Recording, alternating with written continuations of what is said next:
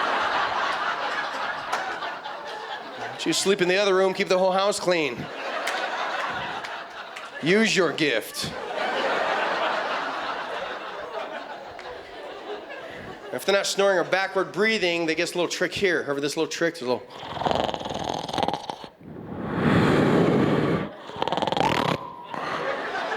What is that exactly? What are you, shifting gears in sleep? No. Wake up later, I'm up. Oh man, I think I hit fifth gear on that one. 7 hours, 25 minutes, it's the fastest I've ever slept. Getting pretty good at this sleep thing, I tell you that. And this is what I've discovered to being married. You don't want to share a bed with a snorer, because then you got to race them to sleep. Oh man, she beat me.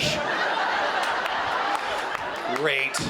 And I get up and start banging stuff around to wake her up. Because you do not want to kick them or nudge them. When you kick them or nudge them, they come back stronger somehow. It's like they sleep angry.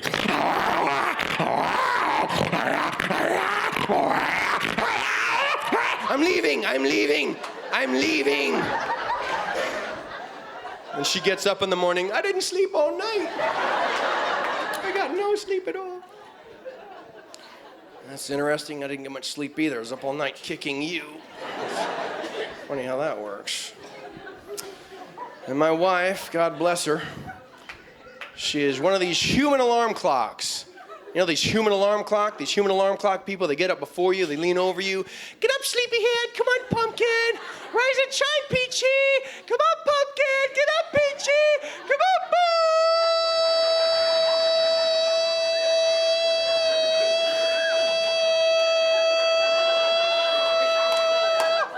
You know, if you rap them on the forehead, you can sleep for 5 more minutes. I know how to shut them off, I just don't know how to set them.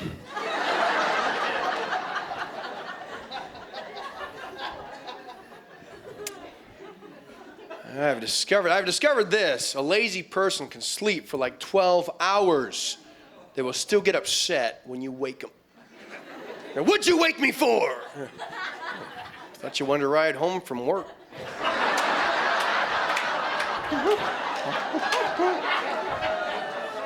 Why don't you mop up that drool for somebody gets workman's comp? You ever scare yourself with how lazy your thoughts can be? It's scary sometimes how lazy. I'm thinking to myself the other day, I'm thinking, wouldn't it be great if they made baby walkers for adults? That would be great. Then you could actually walk and sit at the same time. That would be safer, I think, too. You know, you get hit by a car, just spin away. Sorry. It's all right, man. You just hit my bumper. I'm okay. I'm all right. Oh, man, you messed up my counting beads. I don't know how many blocks I've walked.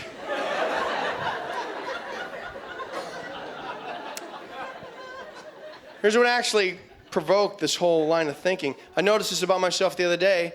That's how pathetic, this is how big a slacker I am. I dropped something the other day, and before I bend over to pick it up, I'm going to do one of these. I make this noise because I have to bend over. What's the matter? I have to bend over. I have to use my body now. Unless it's an ice cube, then I can just kick it under the fridge. If I'm barefooted, I just pick it up with my toes. Was that drink you wanted?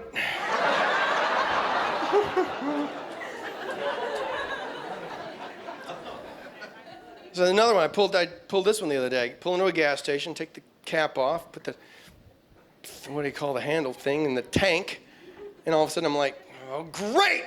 I get upset because they don't have a little latch thingy to keep the pump running. What do I work here? It's like having a job or something. Help me! It's like using a rotary phone. How did they do this? How do you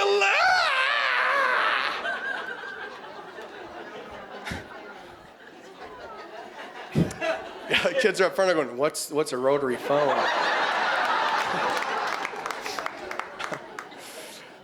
Oh, man.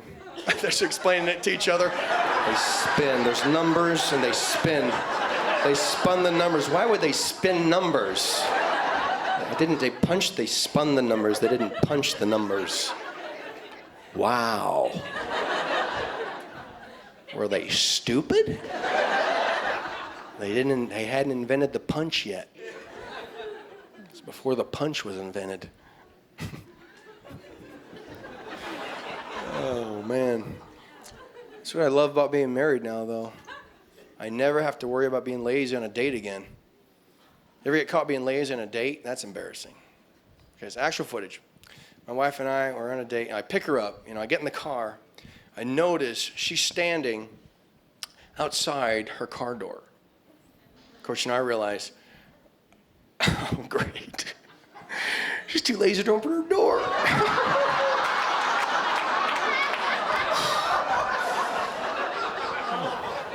Glad I had power windows. Psh, it's open.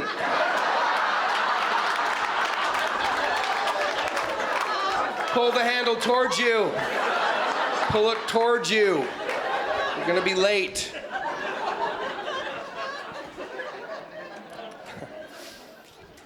Oh, man.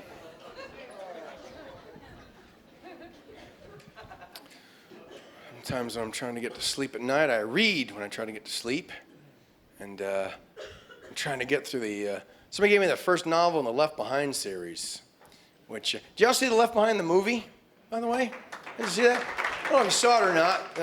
It's Left Behind's the movie about it's a movie about the apocalypse with no special effects.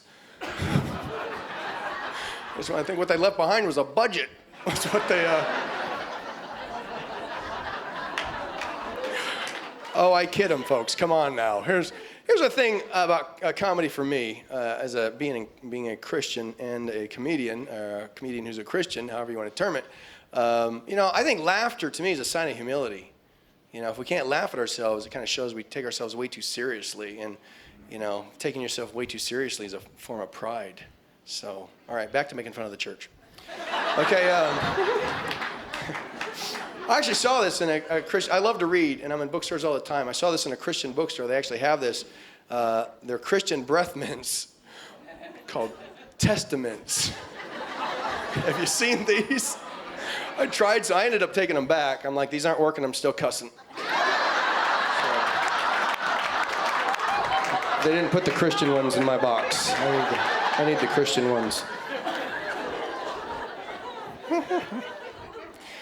And then they actually had this at the bookstore. They had a Prayer of Jabez ink pen. Have you seen this? It's an ink pen. It's got a little window on it. Every time you click it, it's got a little bit of the Prayer of Jabez right there. In case the book was a little too thick for you. Did you read the Prayer of Jabez? No, but I read the pen. It's the best pen I ever read. I'm just waiting for the Prayer of Jabez hair gel. Expand my territory.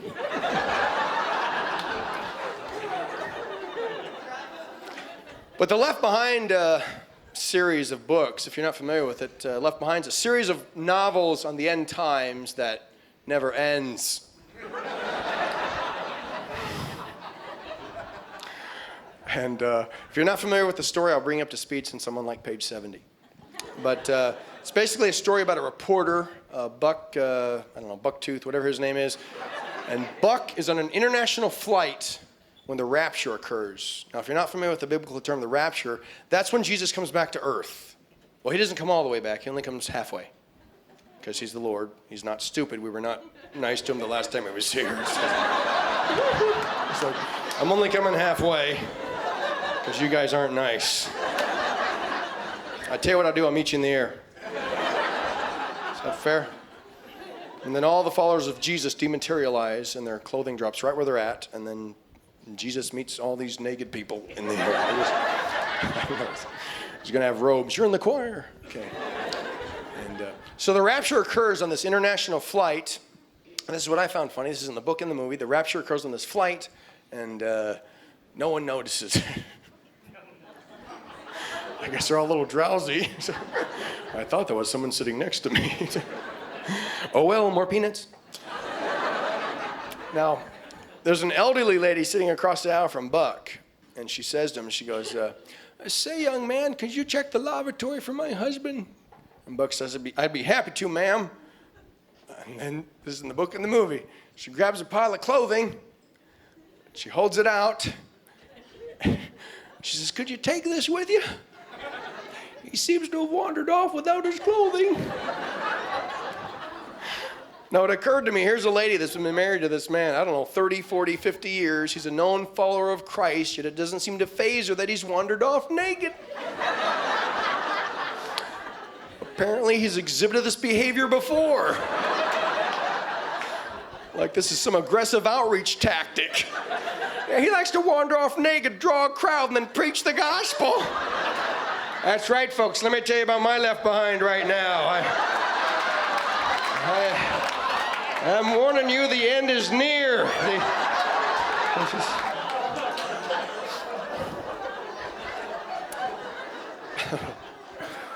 Here's the thing, folks. If I say anything here tonight to offend you, just remember, you have to forgive me. So, pressure's pretty much on you. I'm just trying to break some stereotypes. There's so many misconceptions these days about what it means to be a born-again Christian. It's pretty simple, really. Just you bow your head, you say a simple prayer. When you open your eyes, you're a registered Republican with a firearm. Nothing difficult about that. It's just breaking stereotypes. No, I actually used to be one of those people who doesn't believe in God. What do you call him? A Democrat. I used to be one of those. And, come on now. I'm not going to get all political on you. Though I will say this, I am against abortion. I think it's wrong to kill a fetus. Teenagers, I'm not so sure about. Say, all I'm saying is with fetus, or that's a political term, with an unborn baby, you don't know what you got yet. You don't know if you got the next Einstein, the next Hitler. You need to give it some time, give it a chance, give it till it's 18 at least. Then you can sit down and have that talk with them. You know, son, you quit school, you still don't have a job, we're gonna abort you. Now that would make graduation a celebration. You want a car for graduation? I want to live!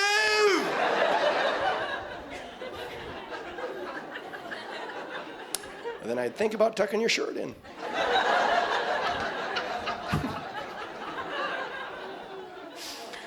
Oh, man. There was actually a time in my life I thought all Christians were dumber than myself.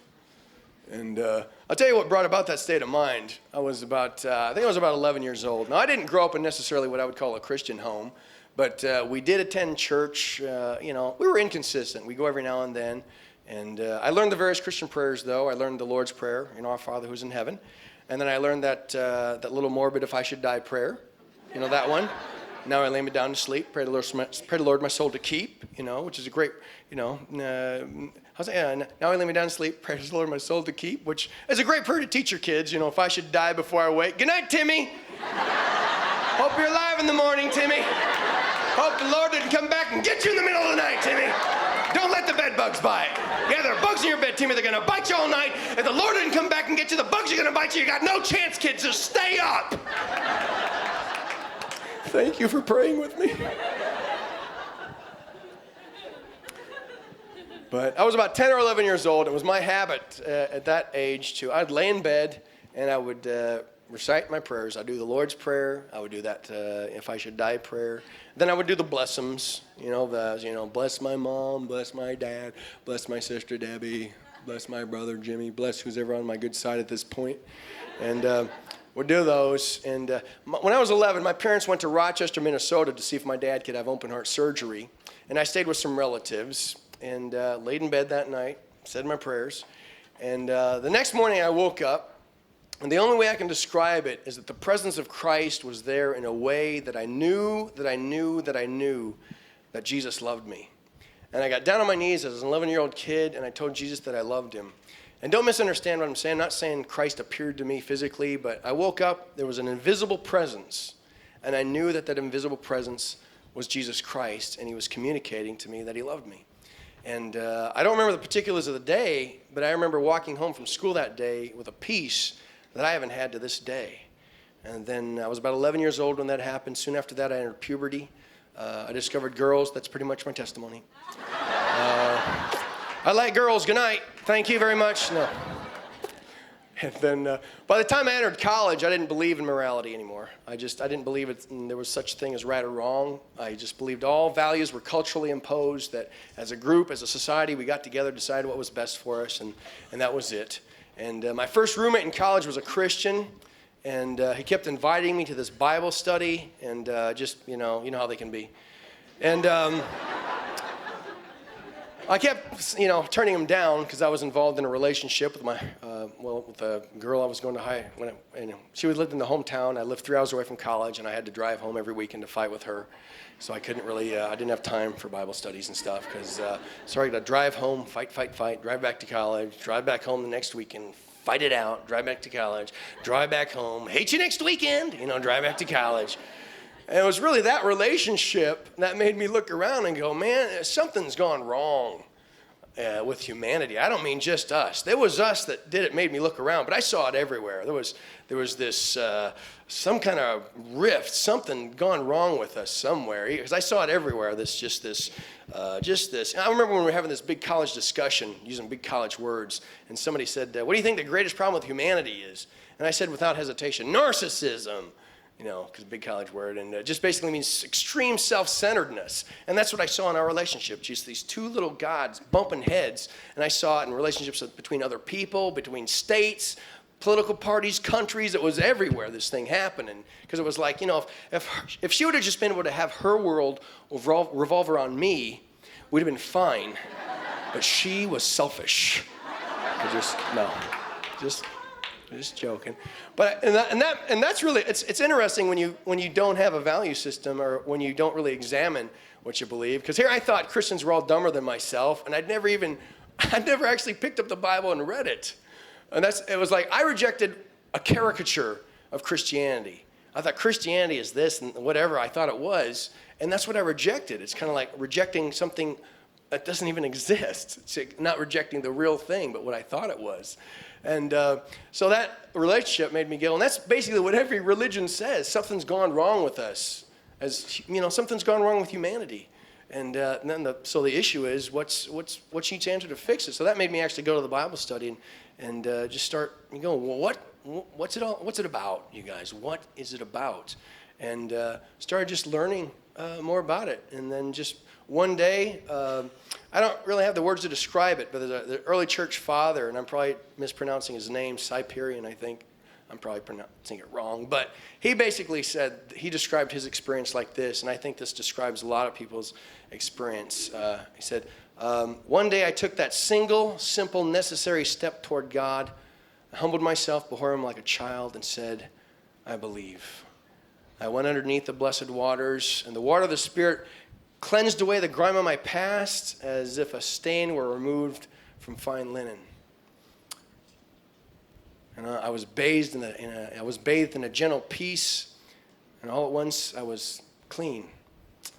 My darkened heart was infused with his presence, and I knew that the spiritual barrier between myself and God was gone. Our two hearts were reconciled. And then I sensed the Spirit, the very breath of the Father, coming into me from beyond this world. And that's what I would say to you folks. When you're living your life, don't you sense him, the Father, as he exists all around you?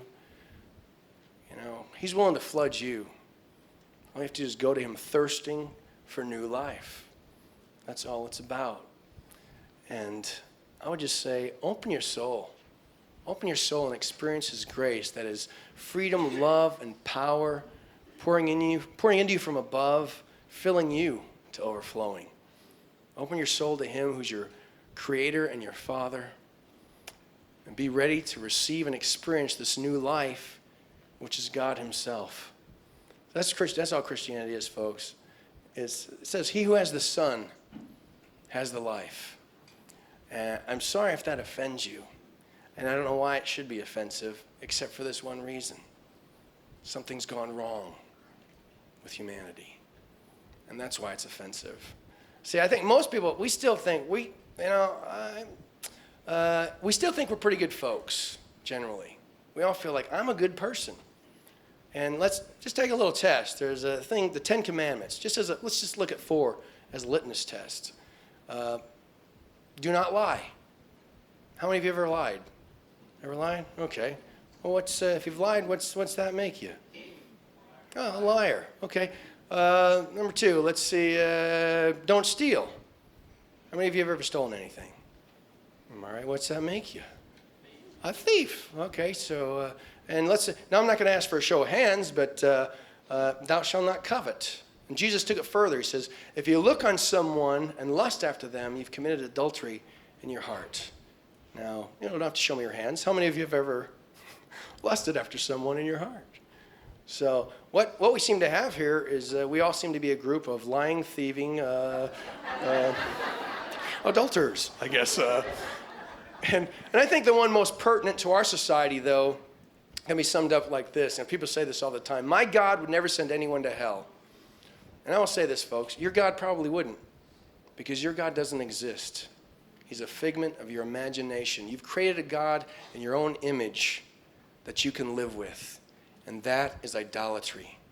Whether you create a God out of stone or wood, or a God in your own mind, that's idolatry. And if we know anything about God at all, as a people, as a world, it's not because we've done anything. It's because God has revealed himself to us. And I believe God revealed himself to the people of Israel, and through the people of Israel, the line of David, and through the line of David, the person of Jesus Christ. And Jesus Christ can give you the life that you are looking for.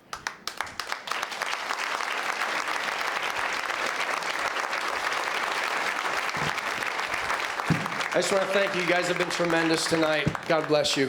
Good night.